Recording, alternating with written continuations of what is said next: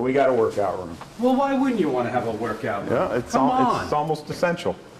You know, what many people don't realize is police officers are banned by law from smoking. They have to maintain fitness standards. They have to do things like that. And so they are banned by law. Yep, I did not know that. They cannot smoke. No, well, wait a minute. Can they smoke at home? Nope, can't smoke. And is that a rule all over the country now? Nope, just in Massachusetts, state law. Is it unusual in the Yeah, I've country? never, until I come out here, I'd never heard of it.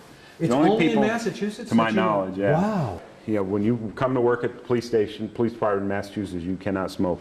But there's also some fitness standards that we talk to with the union on occasion. They have to, you know, attain a certain fitness level just to go to the academy. Sure. And then for different training opportunities that may come up, if they're going to go to a state academy or something, they have to have a certain fitness level. So we cut a deal with the union here. We made the space available to them. They are the ones that are going to equip it. So, you know, they I think it's as important as anything, though. Wires. Oh, yeah. I mean, you got to handle. Why wouldn't that be as important? No, it is as important. I mean, these guys put a lot of hours. I don't think the money should be an object at all for that. No, well, they're going to equip it, and this is the dead records room, so it's where we'll store things that are more than 10 years old. Yep. That's the basement. So now we're going to go to the third floor. Yeah, the elevator's not running, but this is where the officers come up when they come to this floor. This is the detectives section back here. And this is the second floor, the top floor. Top floor, yeah. The detectives have 2 interview rooms that are specially designed for doing interrogations. They have the soundproofing, they got the view window, they got camera set up, and they have camera controls here so that they can turn it on and off. Right. Where the other rooms, they can't do that. Okay. And the reason they do that is because sometimes the suspect, they're given the option to have it recorded or not and stuff. So there's 2 rooms for that. That's where the detectives will all be. Sorry about that. No problem, that's all. Music. No, but music's cool. Yeah. And then down here is administrative. And what's down in here? This is the, well, we'll get to that. Okay, we'll get to around. that. Yeah. This is the lieutenant's wing here. This is Lieutenant Adams, court prosecutor, Yep. and the victim witness coordinator next to him. And then this office back here is a big one. This is for the community services people. This is for like the school resource officer, the canine officers, people like that. Okay. Have a workspace. Yeah. Here's our training sergeant, his records and room right there. And this is Lieutenant McVickers, the patrol commander's office. So does the jacuzzi come out? Yeah, put it out here? the grill and the barbecue and the lounge chairs. I told him if I see any of that out there, he's in trouble. Because when I saw this going in, I thought it was a wet bar or something. But anyway, All right. this actually was kind of an afterthought. This is, if the fire department's ever built, we'll lose a part of this office because that's the connection for where the fire department will go on. So, then here's the administrative lobby. So people come in, we'll go out there and get a better picture. Sure. And that's my. I like the colors. Yeah. I mean, it's I was a little soft. Yeah. It's a little relaxing. You know, it's nice. That's the IT managers. Jen Erickson, her office, and there's actually a computer lab back here, so that she can work on things. Back in the back, right now it's all stacked up in hallways where she has a lab where she can work on computers and store all of her supplies and equipment. Yep. And everything. And then there's little copy machines and fax machines and the soundproofing. Mm-hmm.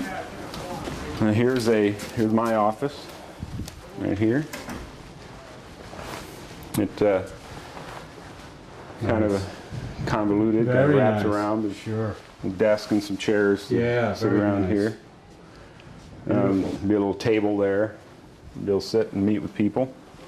Then there's a conference room. Wow, this across is the really way. nice. And this room is going to have a table. It's going to be able to accommodate about 12 people.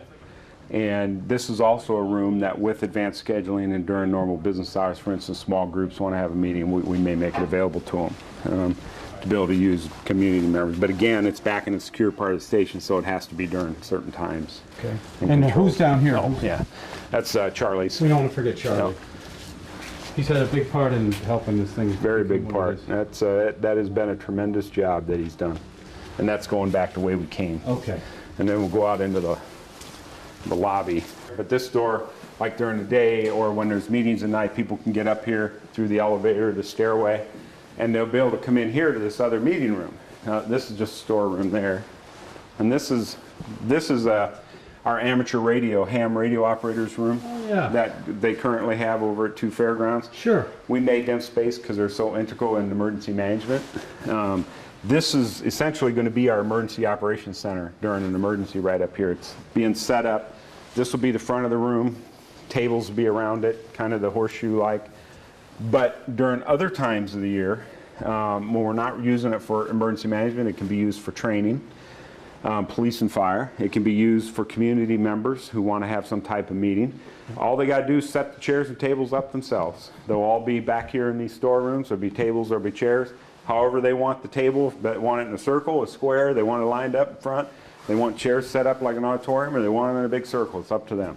We're not doing it. They'll have to do it, but it's available to them and they can schedule it. So right over there will be where the on-duty cruisers will park under the canopy. Here's staff cars right here, and then on the other side will be employee parking there. So who comes in from here? Oh, so this is just this is where you employees. Yep. Only employees in this area. This is a secure area back here. I see. There'll be a gate there that opens. You have to have a code to get in the gate. On that side. The public side has that big horseshoe parking lot. Yeah. And that's where the public will come in, and they'll be able to come in the front doors of the station just that well. And like I said, they'll enter right into the lobby, and it'll be a really, from there, they either go right to go into the meeting rooms or go left to go talk to the police. So when do you actually see this opening officially? January 15th is my prediction. Okay. So we'll see. Yeah. But we've gone from September 21st, but really we're within the window of the construction contract. Everything's really on time for the most part. There's a few things like the heat they're working on now and finishing up the painting, but we should be in middle of January. They're going to start delivering furniture here second week of December. Takes a few weeks to set that up, and a little while to get the heat and cooling boot balanced and get all the access codes done, get that IT stuff you saw downstairs, get those networks up and running. They still got to put the consoles together. Of course, Motorola will come in here like a swarm of bees, and they'll have that up pretty quickly. Sure. Is what they tell us. So things are going to move pretty quickly. I think you'll start seeing really once the painters are done, the construction is for the most part done, and then it's just setting up. So how's the rest of the troops holding up? I mean, they must be very excited. They're excited. They are, like me, we're just very grateful to the community for giving us this structure. It was certainly, we all know it was expensive. We all know that it was a tough battle, but we think that the public is going to have such a tremendous use for this building that it'll pay off in the long run. And as far as the police officers are concerned, they are just ecstatic that they're given the opportunity. Sure. Makes them feel a little bit more special. Very, very much so. Yeah. Well, thanks for the tour, Chief. No problem. Hopefully do it again when it opens. You got it. Oh, yeah. We'll all be down. Yep.